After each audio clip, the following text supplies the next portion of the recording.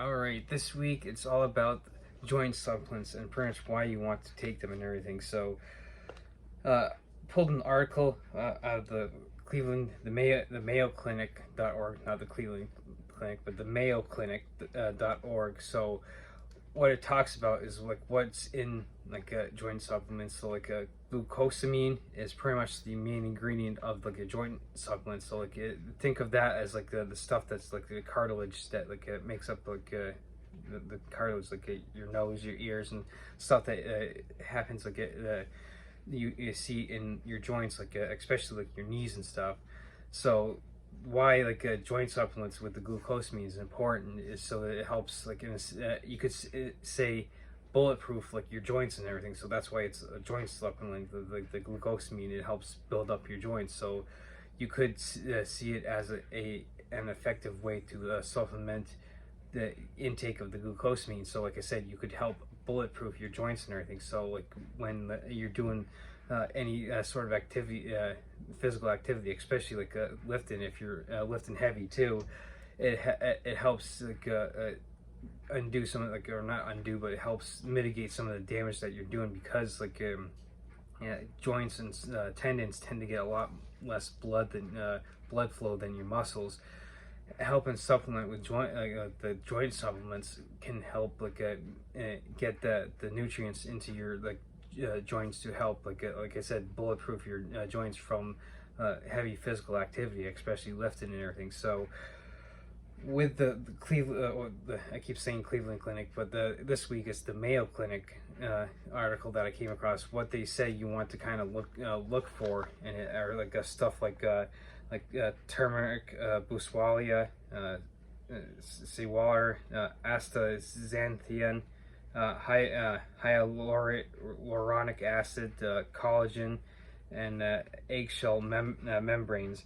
So not all of them are necessarily going to have all those ingredients, but those are some of the stuff you're going to want to look for and everything. So I also looked at a Smart Choice review.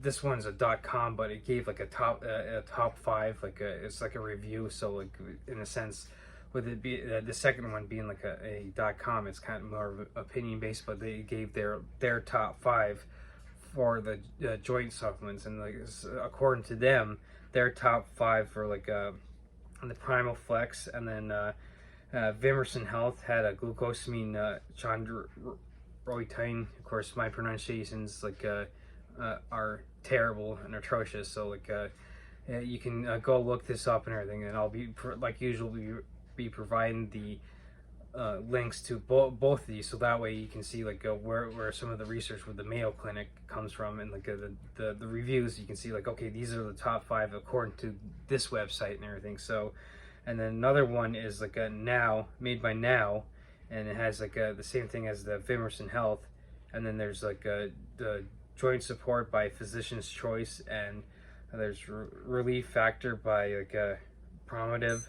So these will be on the website that you can go to and everything, and this website gets in detail the pros and cons of each one of them. So it shows the pros, okay, this is what's good about this one, and then it shows the cons, okay, this is what's actually bad about this one and everything. So their overall number one was the Primal Flex that I mentioned. So now, being a big Athlean X guy like myself, I actually use his Mechanics joint supplement, and it does have some of those things that I mentioned. So it has the chondrite sulfate, it has the hyaluronic acid for a couple of stuff and everything. So it does have a glucosamine HCl in it as well. So this one does actually give the dosage on it, and how much you're actually getting and everything. So with the HCl version of glucosamine, it's sort of creatine, and that it tends to be more absorbable than for instance creatine, the monohydrate. You usually I mentioned in last video, you want to take 5 grams and everything. So now I said, some people have issues with that, so that's why the creatine HCl and the Crealkaline exists, because if you have issues with that. And plus with the HCl and crealkaline version, they tend to be more absorbable, so like you don't have to necessarily take 5 grams, you take the 2.5 grams. So this is like ultimately, in my opinion here on why you put the HCl version of the glucosamine is that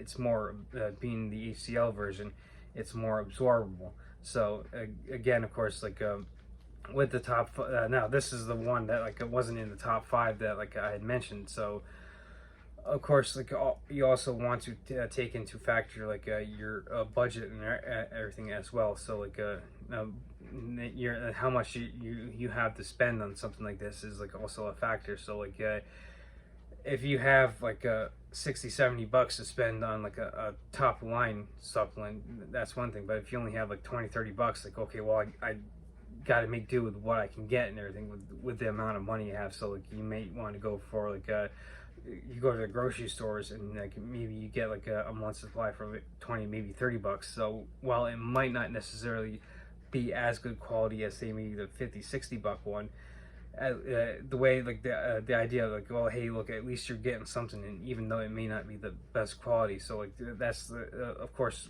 with all supplements and everything, you want to do your research before you actually buy something, because the supplement industry isn't regulated by the FDA, and a lot of times what happens is the FDA won't step in until something drastic happens. So a company will, for instance, will release out a pre-workout that they'll put an ingredient in, and because as a stimulant that'll help you maybe go faster, but in case nothing will happen until someone either gets hurt or the unfortunate event that someone dies from it.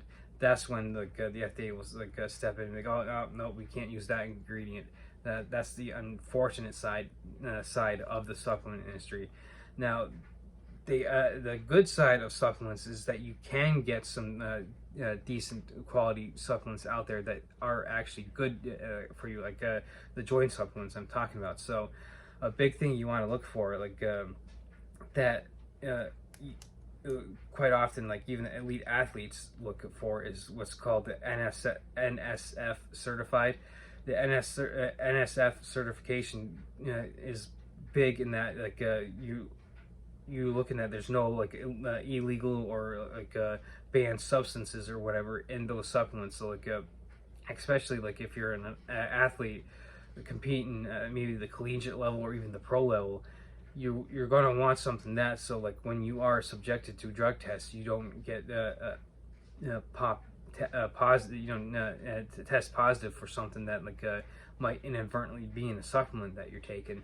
So that's a good one to look for, is if you're researching supplements, see if it's NSF certified, so that way you oh, hey, look, this is good because it has to go through certain criteria to be able to make this, because pro athletes are using this, and like I said, they don't necessarily want to get tested positive for something in a supplement like this or whatever, and because that could have repercussions for them, and that they might miss games and miss out on a lot of their salary that they're making. So that's why doing research for supplements, and so it's so important. So that's why a lot of times I get on here and I'm doing kind of a supplement kick, being okay, here's some research and everything to help you along the way, so that way you don't have to sit there and be going blind, or kind of have to do the guesswork.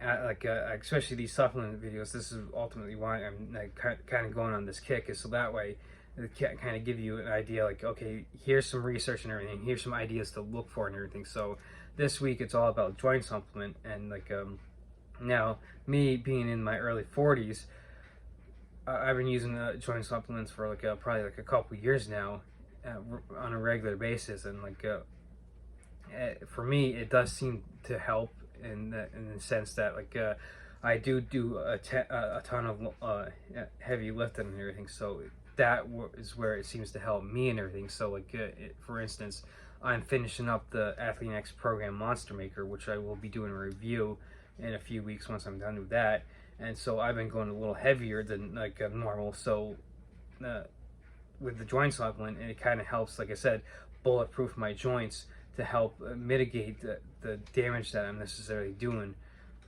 in the gym. So now, of course, now with supplements, the caveat is like you have to have your nutrition in check first, because supplementation isn't going to fix the shitty nutrition.